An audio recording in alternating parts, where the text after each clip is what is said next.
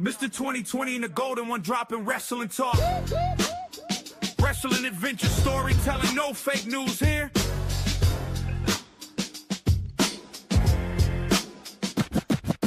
Yo, Mr. Well, what's up, Mike? How's it going today, man? Guys, it's going good. We have a little bit of snow here in Virginia where I'm at. Yeah, But, I hear it. yeah, and then so I've been at the house all day and had Must this be nice. crazy person trying to talk to me for the last 30 minutes, and he was driving me nuts. But The audio was not working. but yeah, I'm ready to go. How was your day? It was all right. It was all right. I'll use this term because for all the people that know the terminology of the wrestling business, when I say this, they'll understand. I was at the shoot job today, guys. So yeah, I had one of them uneventful days. Just everything that could go wrong went wrong, I think, from start to finish. But I made it through it. Now I'm on here talking about something that I really, really enjoy to talk about, and that's pro wrestling. And I also get to share this podcast with a really good friend of mine. And if you didn't know who I'm talking about, it's you, buddy. And if they didn't know, they know now. But yeah, it's everything's good. And I've got this eye right here. So anyway, I don't know why I got this. Julia brought it home from the hospital. I don't know. It says Tampa Bay. No, that must have been from the vet hospital. Tampa Bay I'm just veterinarian happy. specialist. I'm just happy it's not a real eye. That's true. That's a big ass eye. So, That's Bigfoot's eye. I had a Yeah. snow day. So you didn't have a snow day today? Well, no. I had palm trees and it was hot. Well, hotter. It was cooled off a little more for us, but still hot. Way, way, way, way hotter than what you guys would have been. Right now, 31 degrees right now. Yeah, So. I'm not even sure what the weather is. It was good feeling outside down here because the wind would blow down here and all that, but it was a little cooler. But overall, I mean, to compare it to what you guys are having right now with that snow, and I'm sure you got ice because it normally gets icy up there. But I don't know. Did they cancel Dickens of a Christmas or whatever? No, everything's about still going on, it looks like. Oh, We got okay. our Christmas parade and stuff tomorrow up in Bedford. Roanoke or Salem was still doing theirs, I think, tonight. That's Roanoke. Yeah. Yeah, so everything's still going on, like the Christmas parades and stuff, so Yeah. you can't I kill used to Christmas.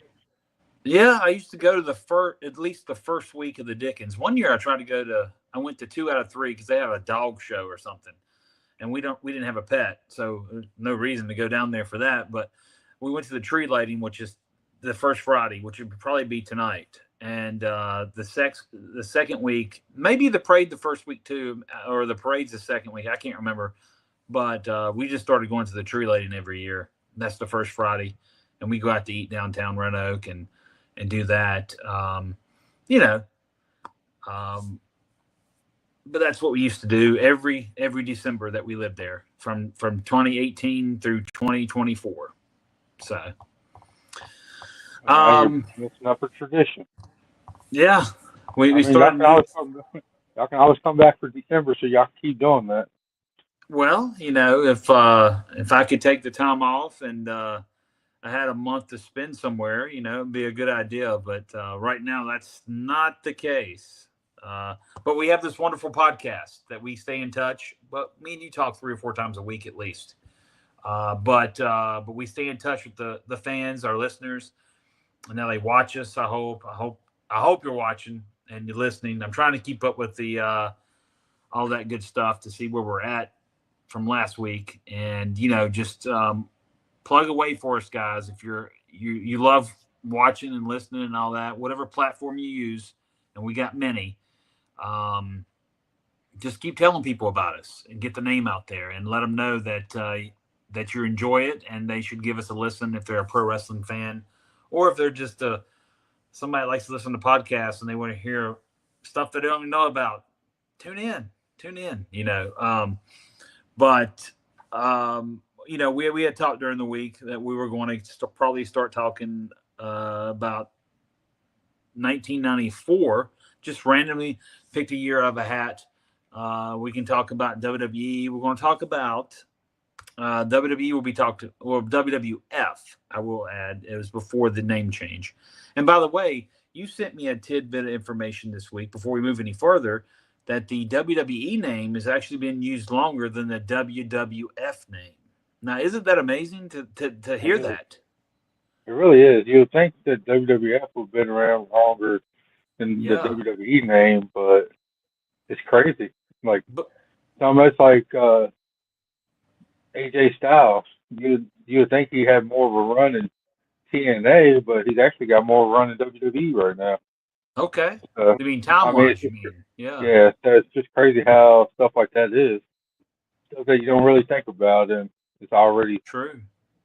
Because before the WWF, it was the WWWF.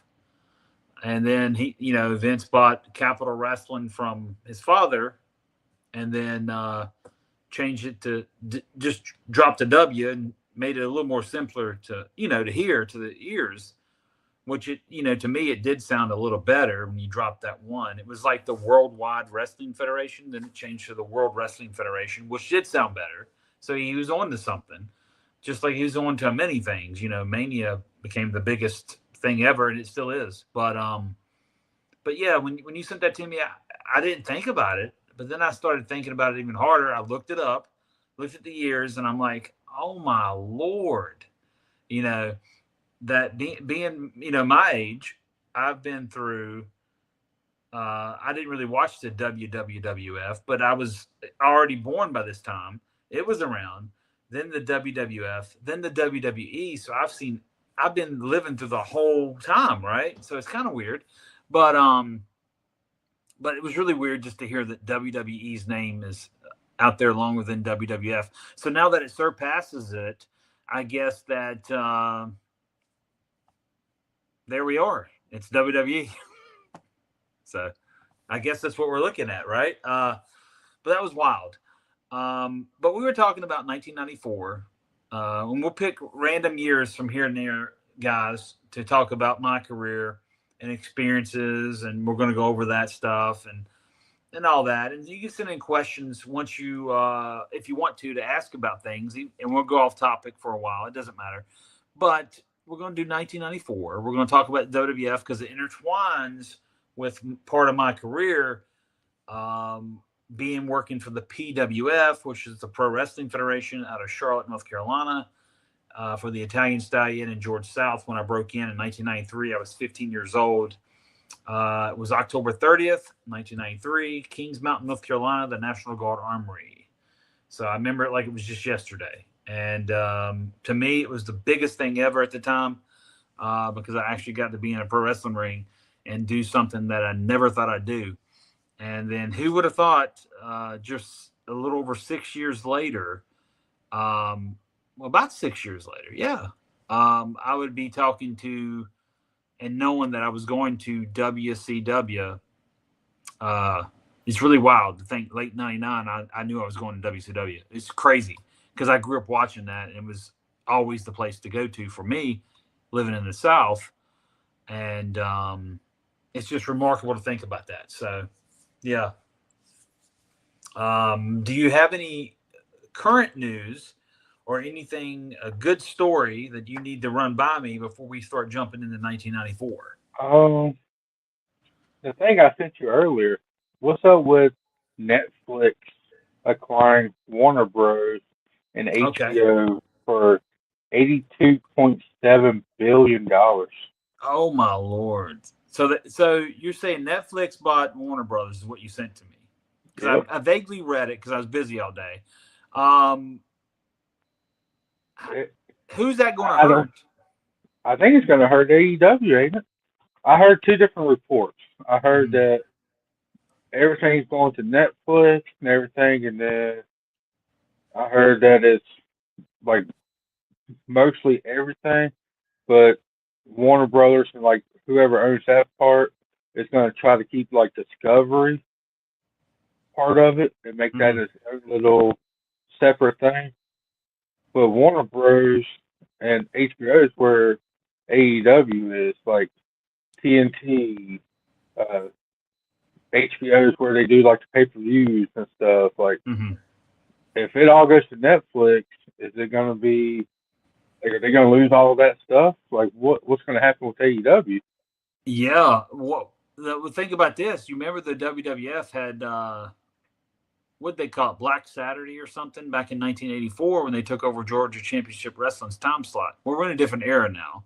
You ain't got to worry about that. Most wrestling fans are familiar with each product, and probably wouldn't get mad and call the station up like in 1980s. But what if you had a scenario where WWF says, okay, we want TBS, we want TNT now, and start putting on their shows like SmackDown, NXT. Maybe leave the Raw on Netflix. Who knows if it's working for them? But they could take over the whole Turner thing in the year 2026 or whatever, or whenever this deal is finalized. It may take a while for it to be finalized, a little bit longer than you think. Sometimes it does, but it's wild to think that. Or what if they could coexist enough to keep both products on the networks, right? You don't think so? No, You I don't don't. think? No, I think Netflix is doing this because they're saying that they're not happy with like the viewerships and stuff. What if they're doing this and then put WWE like Raw and stuff on HBO and stuff? Mm. I mean, it could be, and then fine, like ESPN ain't happy with like the numbers and stuff like that Yeah. for WWE, to put them on something like that. Maybe put them on HBO, and then maybe TNT and stuff can be the new home for Raw, or they can bring back WCW like a spin-off show and put that back on TNT. Well, TNT. I mean, That'd be kind of cool, though. well, it would be cool. And here's the thing: when they bought him years ago, in 2001, when all that happened, and they got all the video rights and the media and owned the company name, and they did the invasion angles that, to me, the invasion angles amounted to a hill of beans at the end of the day. And it wasn't done that creatively, in my opinion. They could have made it a show of its own back then. And everybody's like, a lot of WWE people have said, well, it ran its course. WCW was gone. They really were not marketable anymore. But I highly disagree with that statement. The viewership, when we actually did Nielsen ratings and everybody actually cared about it, the viewership is anything higher than anything that AEW brings to the stations now. It's anything higher over the years that, unfortunately, that TNA could bring to the table. WCW ratings were not tanked that much. I think that if you'd have ran it like it was ran before and gave them the type of product that fan loved, so many wrestling fans wouldn't have walked away in 2001, because a lot of them didn't jump over to WWE or WWF at the time. A lot of them said, that's it. My company's gone. And a lot of wrestling fans went off in obscurity, I guess. But then you got to think, right before that happened, what happened the same year? ECW went out of business. So that was a big chunk of wrestling fan that may have been like, even they're getting, WWE was getting all this talent from ECW, WCW, and all that, but it's still what connecting with the audience that well, in my personal opinion, because when you monopolize any type of business, you're going to hurt it. And at that particular time, I think it hurt it, regardless if anybody wants to admit it or not. That's on the higher ups. But here's the thing: WCW is going to be sold to somebody, right? So if Bischoff and his crew, which was called Fusion, I believe, that was involved with a lot more money on the line, if they were guaranteed time slots on Turner Networks, we would be seeing a different picture today. We would not be seeing, and you may not. They still may have went out of business, but for a while you would have saw. You may not have seen AEW today, and you may not have seen TNA come out the woodwork if WCW would have stayed alive, because a lot of them younger talents would have stayed with WCW to get their paydays, and then who knows, Jarrett might have stayed with WCW at the time, like I guess Bischoff and them were wanting to do anyway. But we all know what ultimately happened. They were told no time slots, and you're gone. You can still buy the company, but we're not going to give you TV time. But at the end of the day, they were buying the company for a big amount of money compared to how Vince got it. And if they would have paid that out and didn't have guaranteed TV, we're not in the streaming era like we are now. What would they have done? With no TV time slot on any network out there for them, it's kind of like, here we are. But I do believe, in my mind, I honestly believe this would happen if WCW would have stayed afloat somehow and it had them TV time slots on Turner Networks. Today, you may still see that product still going because there would have still been a wrestling fan wanted to see it. And that's my honest opinion, but it didn't go that way. We all know how it went. It went south and plummeted, and yeah, it's over.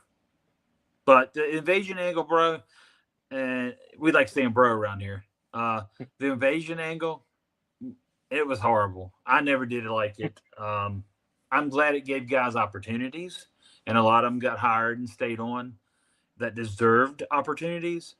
And we got to have Hurricane Helms out of it because he was Gregory Helms, Shane Helms or whatever, coming over from WCW, and he's so talented.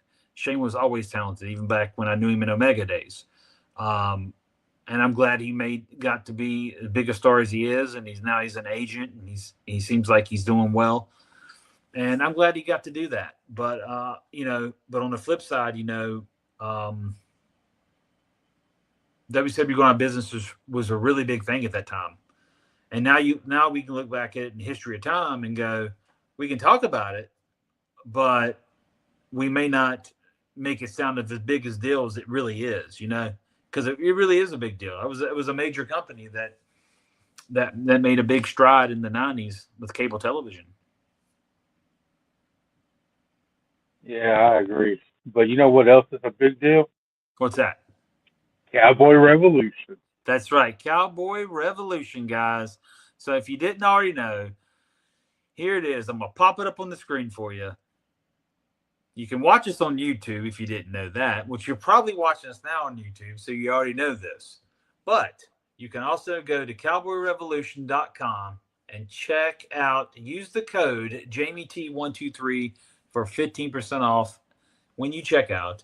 Check out the hoodies right now because it's freezing, especially in Mike's part of the country. And yes, it is. Down here, we're fine with a T-shirt every day. But go check out the fine merchandise there at cowboyrevolution.com, Cowboy Revolution Apparel Company. Use checkout code JamieT123 for 15% off. Support the veterans. That's right. It's absolutely for the veterans. If you see that on the screen, I also want you to see this. Listen to us on all streaming platforms. When I say listen, it's not watching. That's only YouTube, guys. But listen to us we're still on Pandora, Podbean, iHeartRadio, Amazon Music, and Spotify. So you got plenty of places to put it in your ear, on the treadmill, the car, the ride to work, the ride to wherever, sitting in your living room. You don't like to watch stuff, listen to it. Just give it a listen, give it a watch, and let us know what you think if you're new to it. If you're not new to it and you want to give us some suggestions, questions, or maybe a scolding, please send it to us at this email address right there, wrestleref123@gmail.com. And we'd be more than happy to talk to you about anything. And it doesn't have to be wrestling related. So keep that in mind as well. Yeah, it could be about anything. One of the early episodes, I think they talked about, when it was you and Julie, I think it was something about how do you cook your steak or something. That's right. like one of the early episodes. So we talk about anything here. Yeah, I'm just messing with Oh, buttons right now. So if you've seen a bunch of weird flashing on there, sorry and apologize. Still having fun with this. So, uh, Mike, uh, here we are. We're in the end of 2025. yep. We're December the 5th, and Christmas is exactly 20 days away. So, for all the viewers out there, you know about cowboyrevolution.com, right? Yep. Well, we are going to have our own merch coming out. It's not going to hit before Christmas, but we just want to let you know, don't spend all your money at Christmas. You're going to be wanting to buy some of our stuff. We're going to have some t-shirts and some hats with Jamie and Mike's Wrestling Adventures logo on them. I'd love for you to check it out. We will have it on here for you to look at. And when we get that, just we'll send you a link how to order it. And we'll also have a code for you to save some on our merchandise as well. So get ready for that. It's coming up. It won't be before Christmas, but I just wanted to bring up the Christmas is near. Merry Christmas already to everybody. Happy Hanukkah. What else we got? Kwanzaa. We got all this. We enjoy it all. And we want you to enjoy your holiday, whatever you choose to do. But you must buy our merchandise. So, anything else? Not at this moment. But Okay. you said you want to talk about 1994, right? That's right. 1994. So you was how old in 1994? I was 16 years old. Okay, you're 16. I'm thinking we're going to start in January of 1994. So that puts me less than 3 years old. I would, if we start in January, though, I was still 15. Okay, so when are we actually going to start? In February or March? Because I'm only before you hit May, I'm only 2 years old at this time. I'm not dropping the elbow on my sister when she's like 1 year old. Okay. But I mean, I'm outside, just laying there as a baby, and you're in the wrestling business. Yeah. In 1994, 16 years old. Yeah. How did you, Jamie Tucker, Mr. 2020, get started in the wrestling business when I'm just 2 years old? Okay. Well, it started in late 93, so we can go back a little bit. So basically, I went to the Italian Stallion shows. That's what we call them. Him and George South was running this together, and it was called the Pro Wrestling Federation. And I would go to all their indie shows. Starting back in 91 or 92, I'd go in the area. But, I was really young. And I remember it was like I went to a show like January 1st of 1993 at the Armory in Kings Mountain, the place I actually ended up working 10 months later, I actually started. And Stallion's like, they needed a ref that night. Their ref didn't show. They had 0 refs show up. But, let's be honest, on the indies, especially back then, nowadays you got so many refs out of the woodwork, you'd be all right. But back then, if your refs didn't show up, you'd pick a couple of the guys out of the audience, or I've seen that happen. But Stallion would pick some of his workers, and he'd be like, letting one go out there, referee a few matches. He'd come back and get in his gear and wrestle probably, and the other one go out. And, that wrestled earlier in the show would referee the other half. So you see a lot of workers in there with just ref shirts on it. And it was no big deal. But so this given night, he's like trying to convince me to start refereeing. I'm 14 years old, January of 93. Well, I was timid, shy kid. Always was growing up. I was just a really shy kid, and I didn't want to go do it and be out in front of the crowd at that point. So what happened was I called up my good friend, and I'm thinking about having him on here one week so he can tell us about his journey. His name's James McCone. He was actually my neighbor as well, oddly enough, growing up across the street in Charlotte. And we went to a lot of South Atlantic pro wrestling shows and sat on the front row together, and really good dude. Well, anyway, I call him and tell him they need a referee and they need to get up to Kings Mountain. And I tell Stallion I got somebody if he's interested. He's like, yeah, cool. So that's how James got in. James got in January of '93, and I didn't get in till October 30th of 1993 is my first night. And how I broke in was they kept. I knew a lot of the indie talent, and a lot of the guys just kept messing with me, telling me I need to do it. You know. So finally, I'm like, okay. So I buy me a ref shirt at the Sports Authority, get a pair of black Dockers, black socks, black belt, cheap pair of black sneakers, because I didn't know how far I'd go with this, right? And I show up on October 30th to referee. Well, my pointers were, I had no prior training. My pointers were before the show. And it was basically, shoulders are down, you count. If they don't kick out at 3, the guy wins and the other one loses. Basic stuff, right? There's a 5 count on the ropes, 5 count in the corner, standing 10 count in the middle of the ring if the guys are down, 10 count to the floor. And they did NWA rules, which was Crockett rules, where if the guy went over the top rope, it was automatic disqualification, So we did the old school rules. And that's basically all I was told. I was not filled in anymore. I knew the guys were training and bumping, but I didn't know the ins and outs of the business realistically.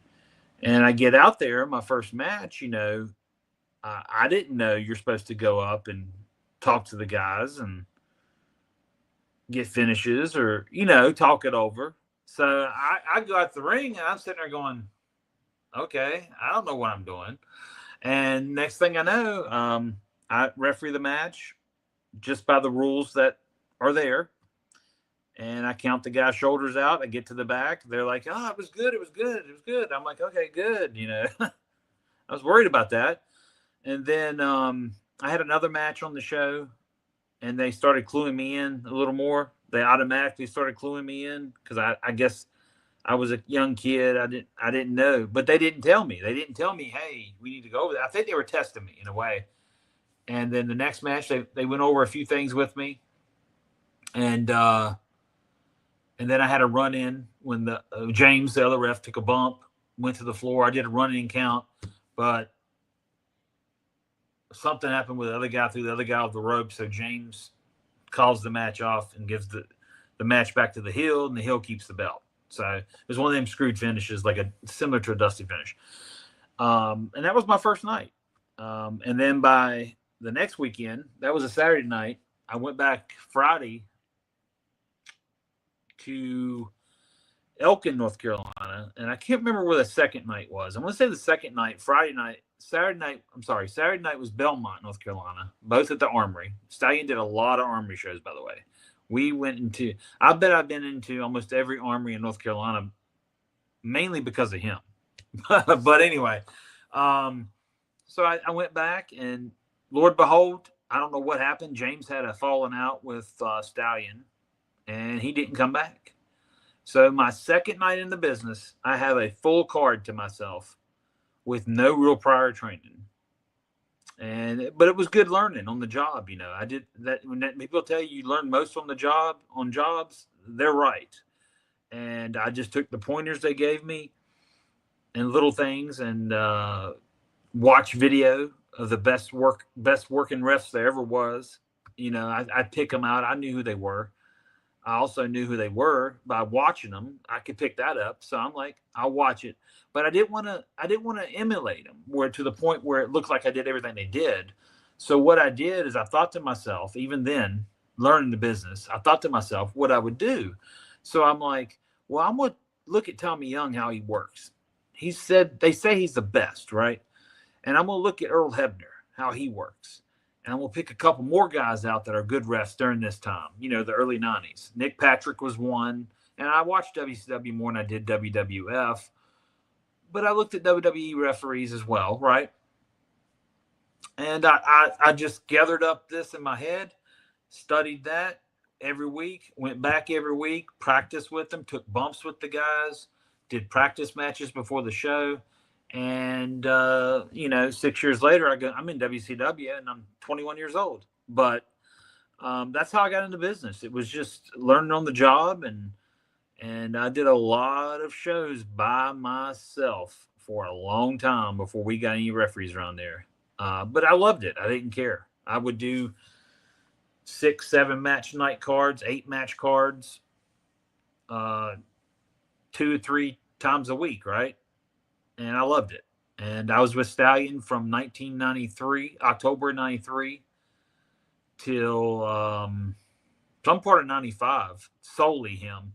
And then I started venturing out, getting indie bookings and making some money elsewhere. And that's when it started taking off for me, 95 probably, because I got to go out and I went out to other independent shows I wouldn't known about and got all these bookings. And then that's when you start learning a lot, because you're not with the same crew every weekend. You got to see so many different guys and work with so many different guys that work different. And you had to accommodate them in the way they worked. And just a really good learning experience, man. And then had a lot of good guys over the years teach me and it helped me out to get me to where I was. And, if it wasn't for Stallion and South in 93, building that foundation, I would not be where I'm at today. And if it wasn't for them, I also wouldn't have met the Hardy Boys and their crew, Omega, coming through there for going to WWF TV. I also wouldn't have got in Omega years later when they opened theirs up in 97. They had another promotion in 95 called New Frontier, and that I worked some for them as well in 95. But basically what it comes down to, if it wasn't for Stallion and all that links up together, I wouldn't know them. They wouldn't know me. Omega wouldn't have been as great as it was without everybody knowing each other, because we had the best crew ever. And the most talent came out of Omega in North Carolina that you could imagine got hired. If you go look at the list is as long as my arm of who got there, and I'm the only official out of that that list in the Carolinas that got that. And we all hold that dear to our heart, and we all say it every time we see each other, that they were the best times and the best crew that you could ever ask. So all that linked together, bro. And the whole 90s, if we talk about the whole 90s, we'd have to break it up each year, because it's so much to talk about and so much good happened. It was the best time of my life.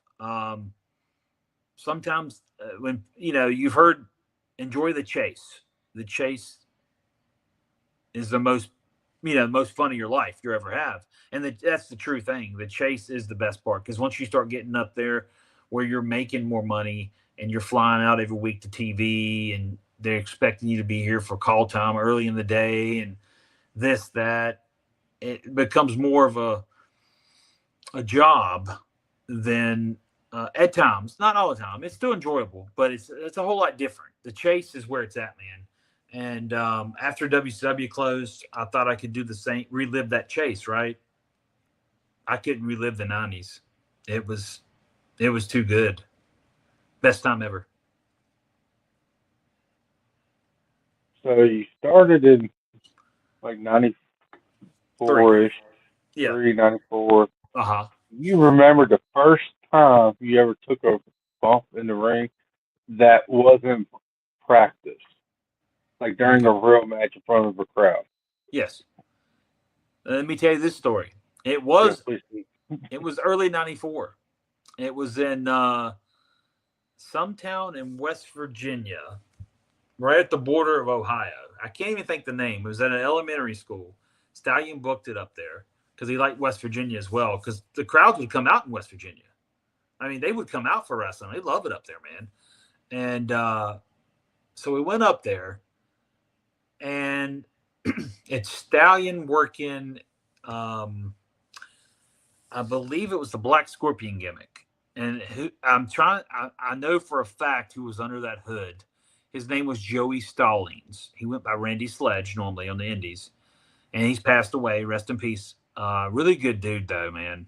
He helped me out a lot too, understanding psychology and all that. But anyway, so the way that goes in the finish, where I wasn't asked to take a bump in this match, I ended up taking a bump anyway. It was by accident. So basically, they shoot into the corner and then reversal, and somehow I end up in the way. I take a bump. I knew to fall, I knew that. I'm like, well, I got hit. I got to go down. So I went down, and they went into a finish, and I wasn't able to count it. So they played that off because I was knocked out. And then we finally went into the actual finish. And then afterwards, what was good about this, afterwards, the next week, we end up back in North Carolina. I think it was back in Belmont because we ran there once a month at the Armory. Stallion walks in, and I'm just in there just with the guys, shooting the crap, refereeing some things. He's like, I want the kid to bump with you. And when he said bump with you, he had me trained. I was doing wrestling, bro. I was doing backdrops, suplexes, you name it. They were doing it to me. And I was probably 170 pounds, if that. So I was very light. So if I didn't, in the pro wrestling business, just timing's everything. If my timing wasn't right going into moves, it didn't matter. They could pick me up and be like, okay, whatever. Because most of the guys back then were, none of them were. And this is not knocking nobody. Nobody was 5'6" and 130 pounds back then. It was a different era.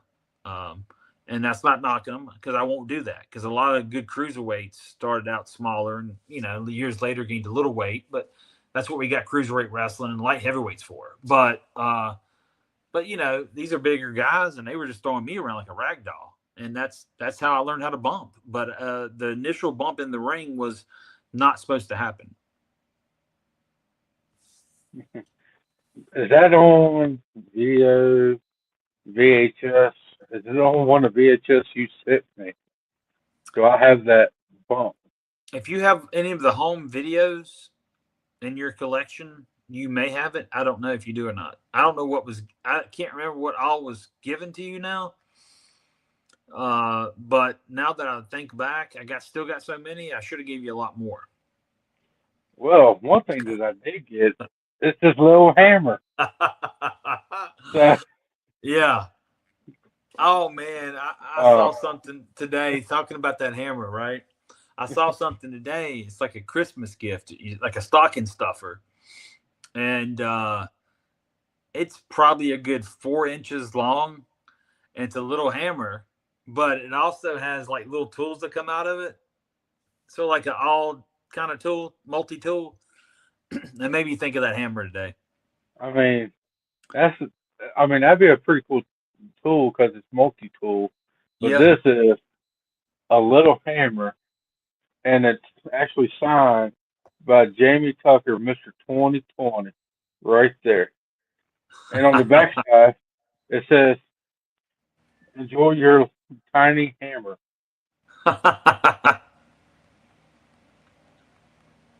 That's funny. And he wrote that on there because of Julia, if I remember correctly. No. She's the one that set the tiny hammer part, and you're the one that signed it up on there. You wanted me to sign that was a good time. That was a good part of the week. Yeah. So, yeah. I mean, a lot of laughs. Yeah. That was a good. My last week in Roanoke was probably really, really awesome because I had a lot of friends of Julia and mine leading up to leaving there to come back to Florida. Just want to hang out and spend time, and it was good. And obviously we miss our friends from there. But for now, Florida was calling. And we're going to see how this adventure rolls out again. Because the first time I ended up here was because of the WWE and their developmental deal. And then when that didn't last, I ended up at TNA. And then when that didn't last, before you know it, I ended up going back to Virginia in shoot, I think it was 2018. We talked about this before. And then stayed there 7 years, came back here, and feel like a gypsy sometimes, but I'm still rolling. Yeah, right before you left, I've been catching this sucker in a lot, and you gave it to me, the Gas gas pass. pass. I've been Yeah, catching that in a lot. and I'm Sherry sure says I'm sure the she wife says hates she it. appreciates. Yeah, she says she appreciates it. She likes it. Uh, she does. Okay. It's, but I got it down here right up in my collection of stuff. So, Awesome. So enjoy your gas pass. And I am. I just don't know if anybody else is. maybe not. I don't know. So you asked about the first bump. Um, I mean, other than that, the next time I bumped was when they started training me, and then they annihilated me for quite a while. Stallion loved it, man. He did this move like after the match. If he lost his match to the heel at the end of the show, he would clothesline the ref. Sometimes he'd like to pick the ref up and do the twirl. He'd be hanging like the razor's edge like this, but he'll go around the circle and your feet's up in the air, and he'll just let go of you, and you just hope and pray you land on your back flat. So, yeah, That I think that would be a pretty cool move. That's almost like a James Storm, the Eye of the Storm move, ain't it? yeah. I forgot about that. Yeah, Yeah, yeah. I but always like that move. yeah, but um, 94 was a really, really good year. I'm glad we talked about how I got in it though, 93 and all that. I do remember being able to go backstage to WWF quite a bit that year. I also got to get a lot of free tickets in the South Carolina, North Carolina when they did like superstar tapings. When they had that back in the day, it would just be a superstar taping. So it's like, and then they'd have a challenge taping in the Carolinas at different various places like Fayetteville and North Carolina and Florence, South Carolina, to smaller arenas. But I got to go to a lot of them and thought that was really cool, man. Just to see that up close because I was in the business.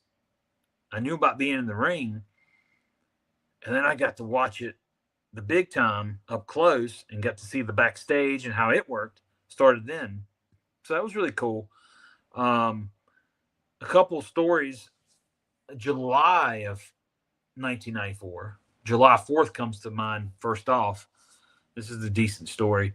Stallion had to go to TV, and he had booked an Armory show that weekend up in. It actually fell July 5th or 6th. It was a Saturday night.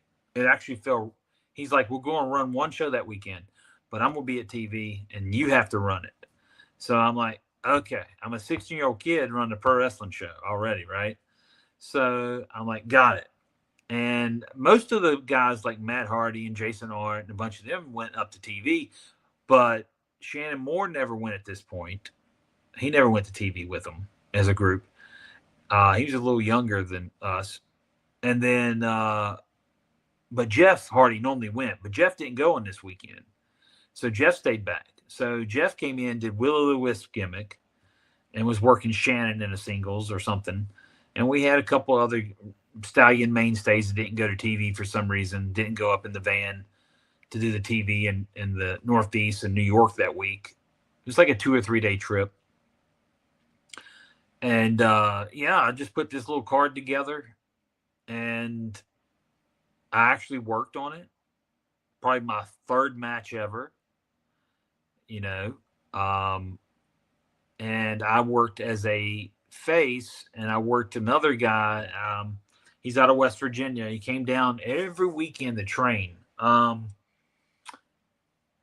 it. Went by the Wildcat, but I can't remember his real Greg. I know his first name's Greg. Went by the Wildcat. But me and him did a little match. It was okay. I never tell everybody I was a great worker because I put all my effort and energy into reffing. But I did that. I worked on the card. But what I remember about that was, you know, Stallion giving me the trust to you to 16-year-old kid. My dad drove the ring truck because I couldn't drive that yet. I was only 16. I can't drive a moving truck at that point. That's what it was, a big box truck, probably a 20-foot box truck. And my dad drove it. I rode up with him in the cab, and we put this show on and all that, and it went smoothly. But that week, I do remember Bret Hart worked the 1-2-3 Kid live on Raw. Maybe it was Saturday. Maybe Raw was live on that Saturday. I can't remember. I think it was. It was on a Saturday for some odd reason. And Bret worked the 1-2-3 Kid, and I thought to myself, you couldn't ask for a better matchup, right? And that made me want. Then, I was like, Stallion's got connections with the WWF. Maybe I can get a job with the WWF now if WCW doesn't work. I don't know. I was only 16 years old. I couldn't go anywhere yet. But I remember that story being a really good weekend and just knowing that being able to run that show and being able to learn more facets of the business, right? To learn more stuff. Which years later, I worked for the office with Burt Prentice in Nashville, which we'll talk about that later on. But it's just good to learn every damn aspect of the business that you can. And that was an aspect that was good for me to learn. I already knew how to put up the ring, but I was in charge of this thing. I was in charge of making sure the show went on. I was in charge of taking the gate. I was in charge of bringing the gate to Stallion when the show was over. I was in charge of so much. Making sure the armory was cleaned 100%. It was all on my butt because him and I think George was still around. Maybe not at this point. Him and George had a falling out at one point or something happened. I don't know what happened. But anyway, long story short, it was just so cool to get all that put on your back and have to carry it at such a young age. It actually builds more character in a business that at that point in time was a tough man's business. I'm not saying the guys ain't tough now. I'm just saying the way they did things was a little different than the way we do things now. It's not as corporate back then. And a lot of weird stuff happens. But yeah, I thought that was a cool thing to learn and do. And that happened in July of 1994. So did you get more money out of it? Because one story you said, like, how the whole pay and stuff like that, how they did y'all pay. Almost sounds like Walmart. Uh, I probably should have said that. But no, did you ever get more money when you did the show? Oh, from Like that? just reffing compared to Yeah. help running it? Yeah. Or For was it the Stallion, same? during that time, I don't remember making a whole lot. I know the house was bad that weekend. It was July 4th. And it was an indie show in Wentworth, North Carolina, at the state line near Virginia. That's all I do remember. I think the house was down, so probably not. Probably not. But for Maybe me, just it was a hot dog and a handshake? that's a joke going around that in the business, not just for Stallion and them, but that a hot dog and a handshake is how you got paid. But a lot of that was just a lot of learning time for me being at my age. I'm only 16 at this point, so I'm learning. So the last thing on my mind was, oh, I got crapped out of pay tonight. I just enjoyed every bit of it, man, and took in as much as I could, knowledge-wise, and helped shape my my body of work that I got to take with me. So I enjoyed every bit of it. A lot of guys would have said, "Oh, I wouldn't have done it," but I mean, you do you, and I do me. You know what I'm saying? At the end of the day, and we all have our different paths to how we make it at things. But I wouldn't take back one single time leading up to getting my first real actual gig in this business to I wouldn't take back 1 minute of it, how it was done. It was a great time. When I look back at now at my age, I go, man, you really had it good. You had a good time, and you learned from some good people. And them times, you got all these memories, and I got the cards written down, the winners, the winners, the losers of all the stuff I did during that time. And then, but so much happened even way after that. But during this time, it was just taking it all in at such a young age and just learning and appreciating it and all that. And I did, I can say that I actually appreciated everything that Stallion did for me.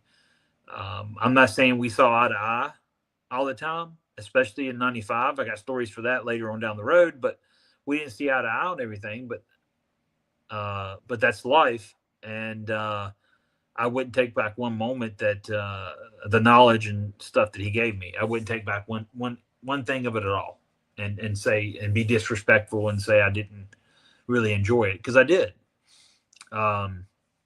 He took us to TV.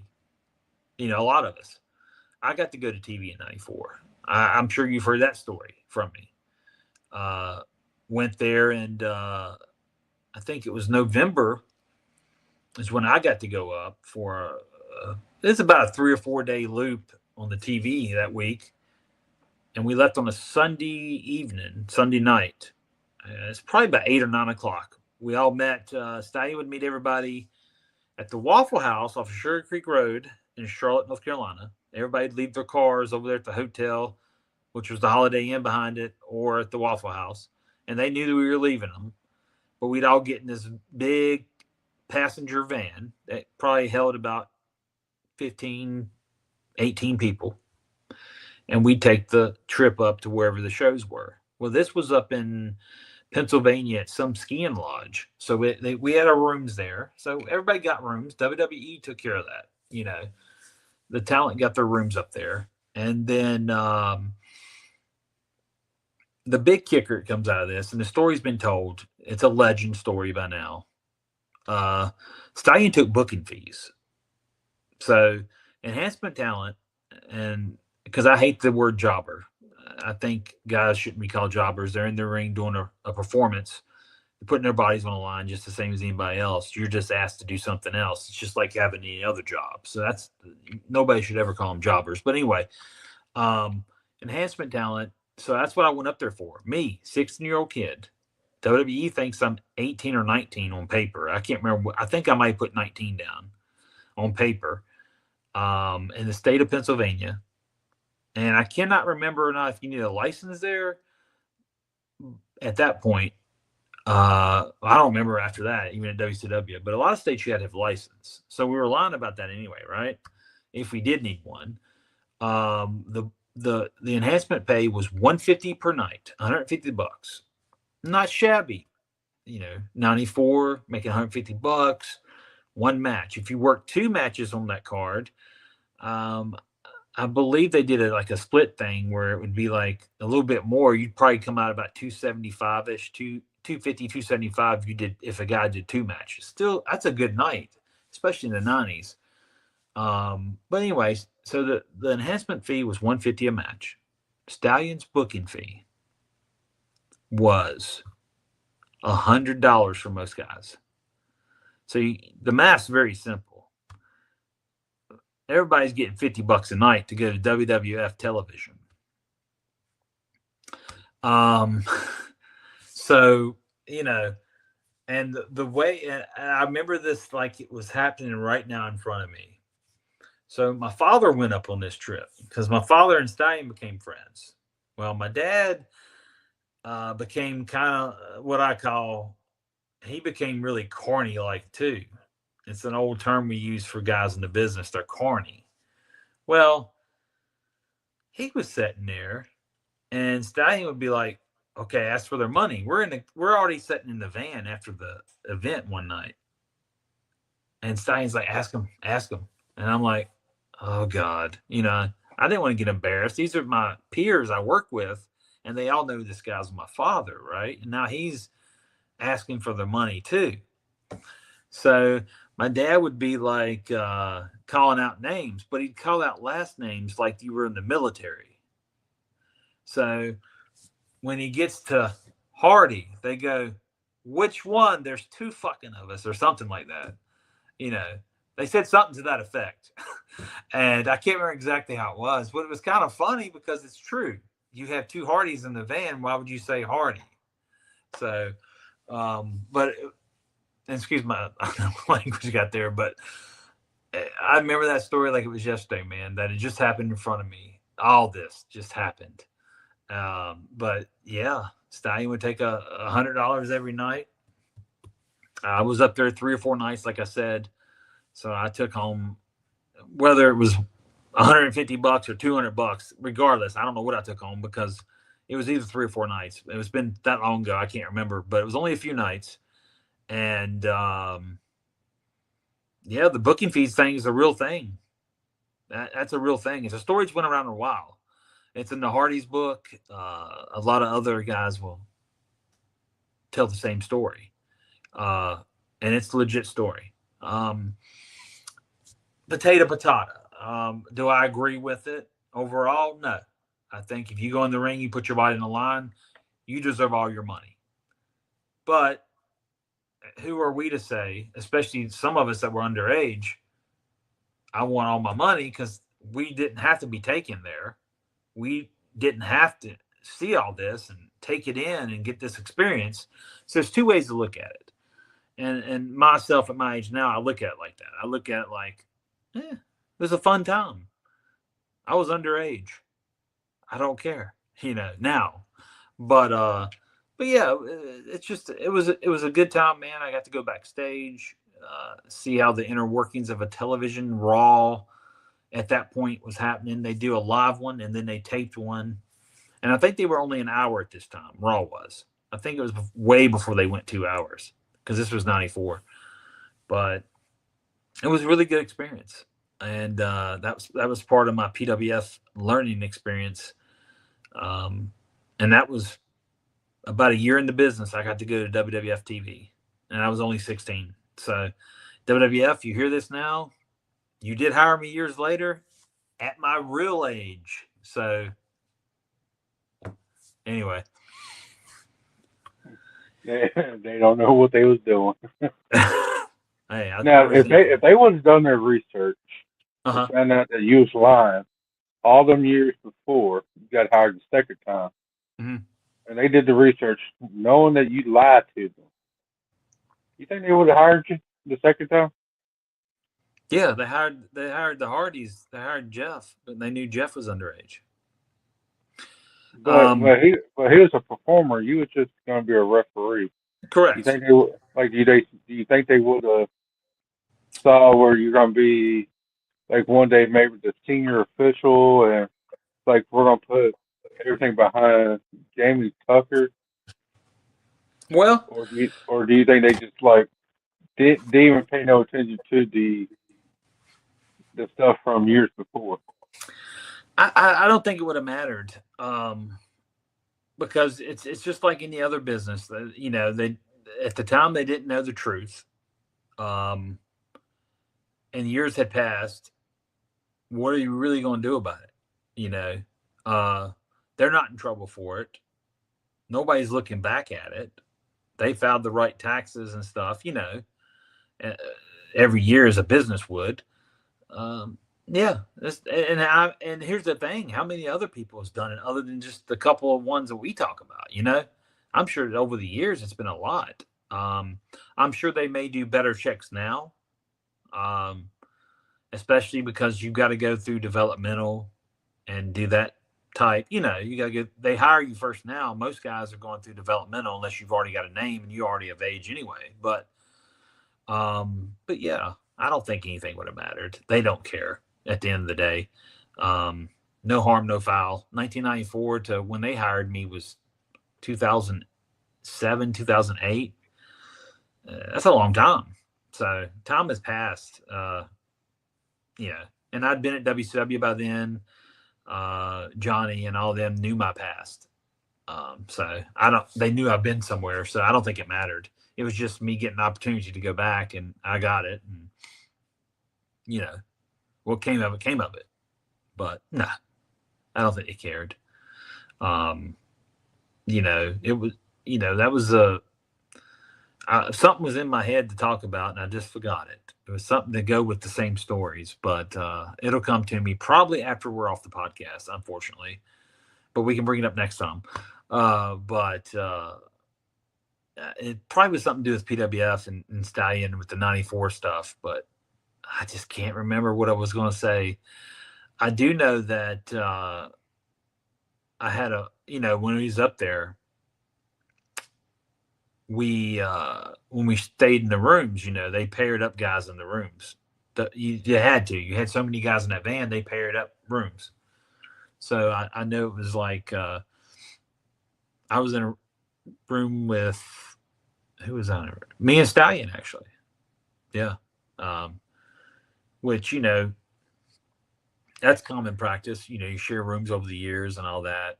But I'm sure, I don't know if anybody looked at me that way at the time, but I'm sure some of the boys are like, that's Stallion's boy. You know what I'm saying?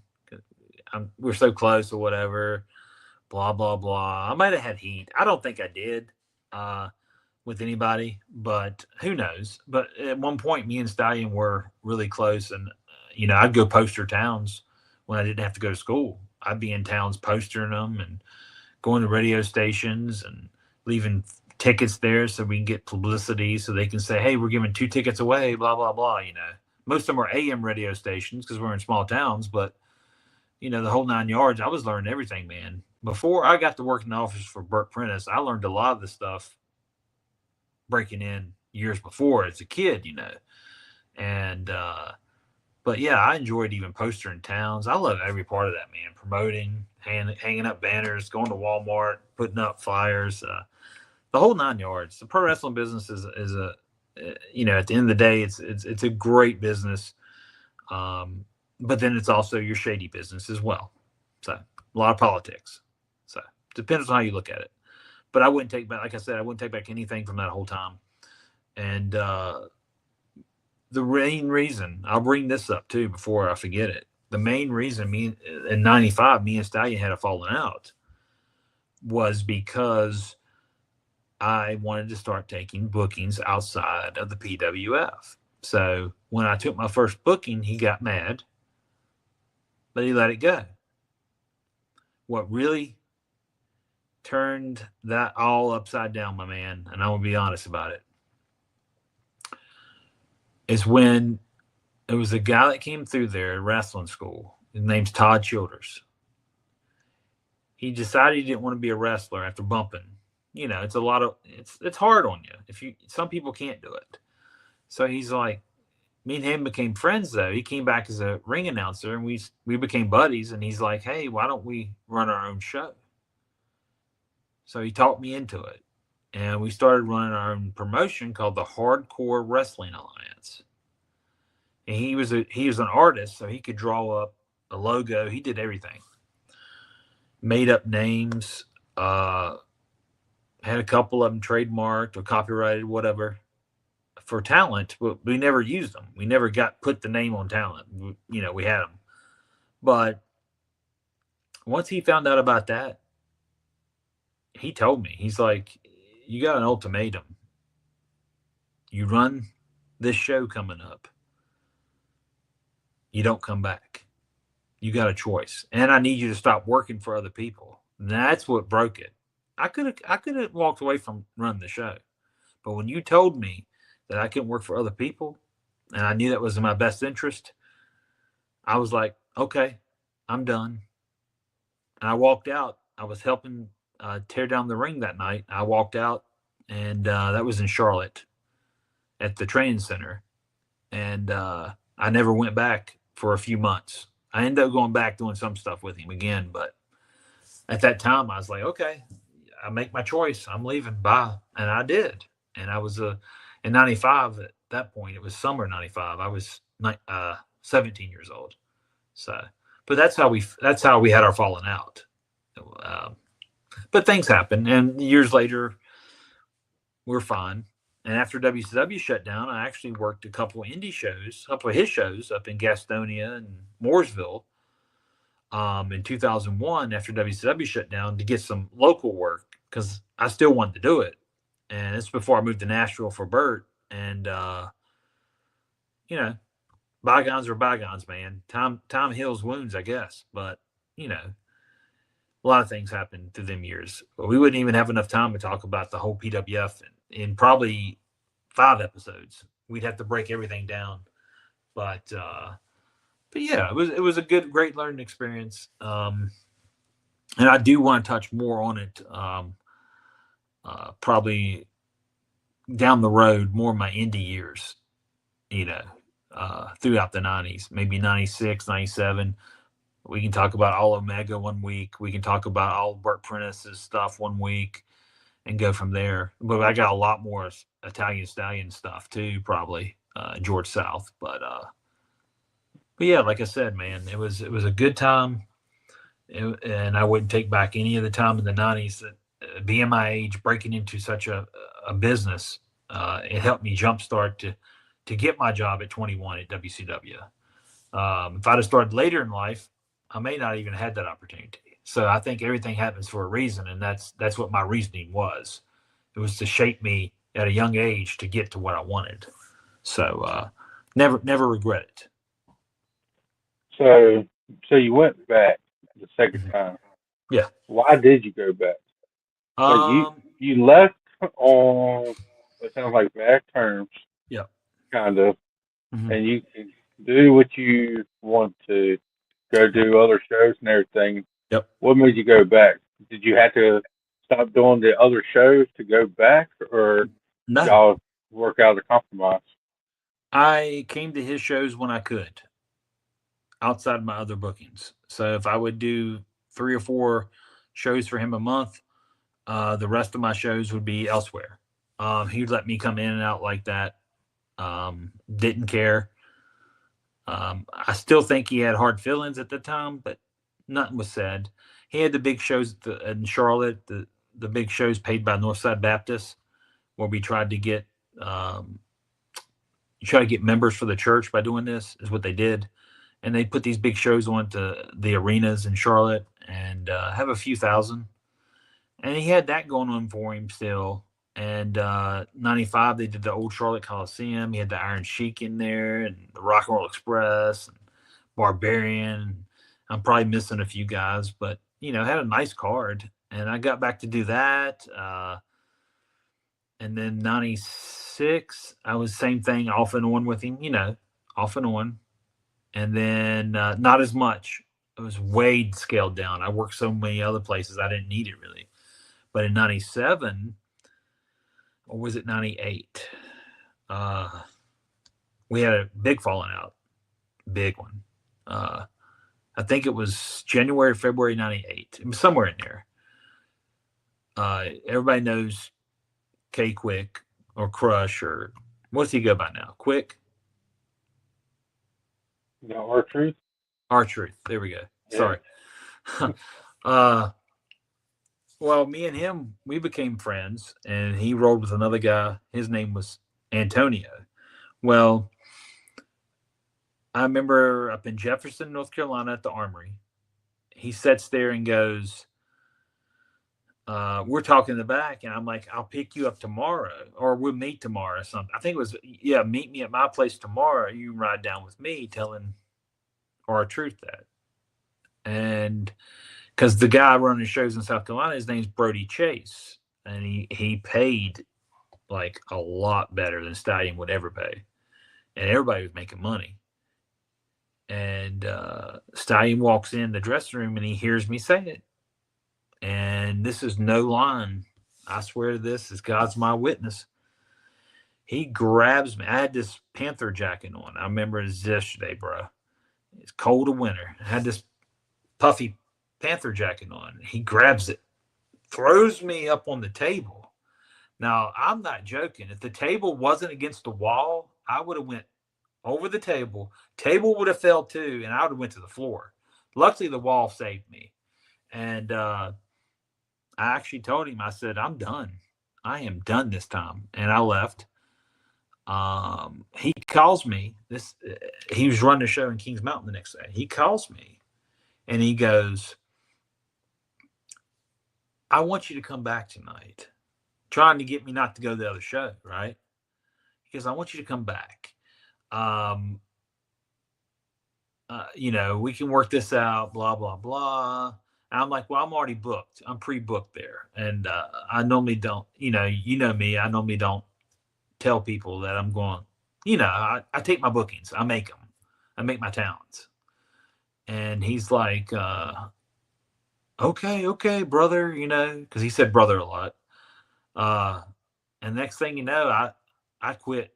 I never went back after that. So, yeah, it was, weird times. But I had, from 95 to 98, it was sporadically up until that time. And then I wasn't there every weekend by any means necessary. But that was the last straw that broke the camel's back. And then in 2001, like I said, I did 2 or 3 shows in the local area around Charlotte just to get some ring time. And that was it. Last time I saw him until a wrestling convention in Charlotte. And by that point, he had shaved his head. He used to have all this hair. And that was like 2004. It's probably the last time I saw him. Yeah. Okay. I got you. Yeah. So what else you want to talk about? Well, let's see. I don't know if we had any other new news for the week. I'm trying to pull it up, but I thought we had more stuff. But while you're looking that up, let's see, Pure Pro Wrestling, December 12th. It's on a Friday. They're going to be at Ridgeway, Virginia. okay, $15 a ticket. Children 6 and under free. And then December 20th, it's on a Saturday. They're going to be in Rocky Mount, Virginia. And it's like a couple Christmas holiday themed ones. So go out and support your independent wrestling. that's right. Independent wrestling. Yeah, go check them out, guys. Speaking of them, I just pulled up online. You need to go find this too, Mike. Pulled up one of the shows from Wirtz, Virginia. They had posted, and I actually took a bump. They run into the corner and bump me. I go to the floor. And this was back in 2023, about 2 years ago. And that was the last show I did for Pure Pro. It was June of 2023 up at Wirtz, some church gymnasium. But the match was Lee Valiant and Colt. I can't remember the kid's last name, but I found it online. But yeah, go check it out, guys. Look up that too. Look up their stuff. It's all over YouTube. Then they got the Wrestling Expo here next weekend up here in Clearwater. Got some names on that, signed autographs, and got the big super show WWN next Sunday. And they're running next Monday as well, the last Monday of the year in Clearwater at the OCC Roadhouse. And that would be on the 15th. And then they should have one this Monday coming up, which is, if my math is right, that's the 8th. Is that the calendar? The 8th is Monday. Yes. They'll be running there this week at the OCC for a Monday Night Mayhem. And the NWA will be in Tampa next Saturday for 2 tapings at the WEDU station, which is basically the public access studios. And tickets on sale for their show. I believe their show is only $15 for ticket to go see the NWA. And there's 2 of them. And it's in a studio setting. So it brings you back to the old days. So that's really cool, guys. Got a lot of wrestling going on down here. And Mike brought up Pure Pro up there. Go check it out. Another one in Virginia. 2 more groups I want to bring up is NICW and MATW. It's the National Independent Championship Wrestling, and the other one is Mid Atlantic Territory Wrestling. Two groups I also worked for quite a bit back in my Virginia days, and I say watch their TVs and their videos on YouTube and give it a shot. Go to their live events as well. So, Mike, just remind them again about Cowboy Revolution. At checkout, use code JamieT123 and save that 15% today. What else we got, guys? Also, send the questions and comments to that email address on the screen. It's WrestleRef123@gmail.com. Comments, questions, recipes, want them all. I do like to eat a good meal. So send me some stuff, guys. Critique us. Let me know what you really think about me. Don't really care, probably, but I want to hear it. No, I do care. I'm just joking. I don't want to be a sour guy. But send it anything. Even if you agree with us when we say Chris Benoit deserves to be in the Hall of Fame. Yes, let us know. Let us know that. Benoit, Hall of Famer, all day long. Let's take a poll on that. Do you think Chris Benoit deserves to be in the Hall of Fame? Yes or That's no? right. He does. And I guarantee it's going to be a whole lot more yeses than no's. I would hope. Want to be anonymous. You want to say anonymous? It's probably going to be no's. So. Mr. or Mrs. Anonymous. But real quick, I know I sent it to you last night, and it was all over Facebook and all over the internet. But it's a lawsuit against WWE, TKO, and the one and only John Cena. Did you look into that? No. That sounds kind of wild. I sent it to you last night. But they're being sued because of his song, his theme song that he's had since I don't know when. He's had it for years. Decades. That's weird. Yeah. And it's over the horn at the beginning of the song, of his theme. Yeah. Apparently it came from an old song. The person that did it passed away, and his daughter is in charge of all that stuff, and now she's suing all of them over the horn of this song now. Oh wow, that's crazy. If this lawsuit happens, and his last match is a week away on Saturday. Mm-hmm. Can he use this theme song for the very last time? I mean, if it's a lawsuit? Yeah. I don't know. I guess he could always go back to his old one, Word Life, but right. It don't really make sense for his last match. Right. I don't know. That's a good thing to ask.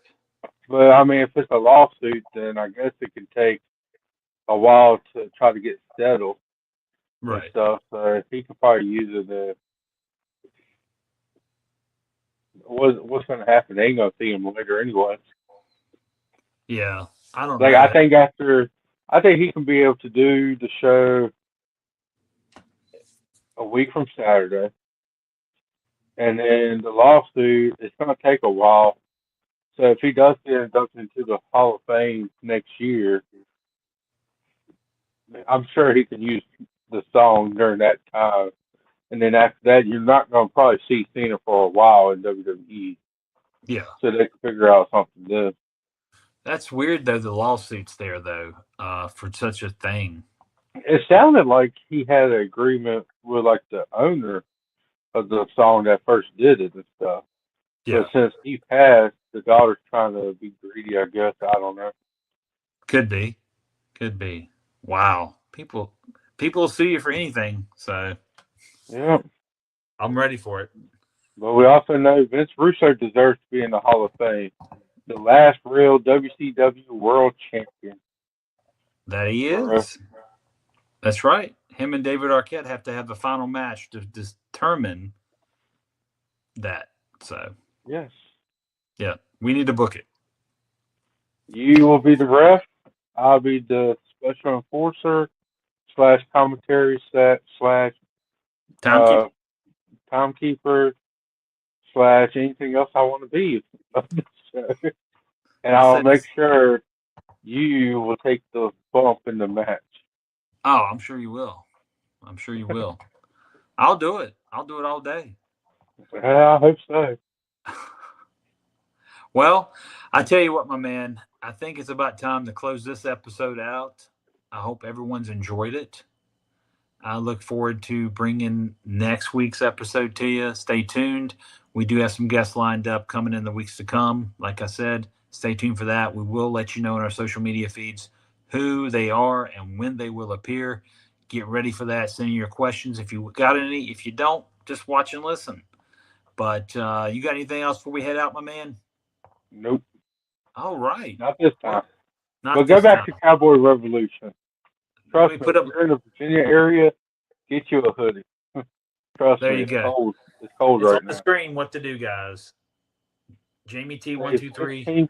15% with That's Jamie right. T123. Yep. Save with us. Don't save with Conrad. Conrad is terrible. You're gonna cause us some trouble with this, man. I mean, don't care. Don't save with Conrad. Save with Cowboy Revolution. Okay. Jamie T123 for 15%. And if I do decide to get in trouble, just remember, I apologize. You can't sue me because I have nothing. Oh my God. So, All right, guys. But guess what? I hope you enjoyed it. yeah, We'll see you next see time. it coming. That's true. All right. All right, everybody. We're out. All right. Bye, See you everybody. next time. Peace. Mr. 2020 and the golden one dropping wrestling talk. Wrestling adventure storytelling, no fake news here.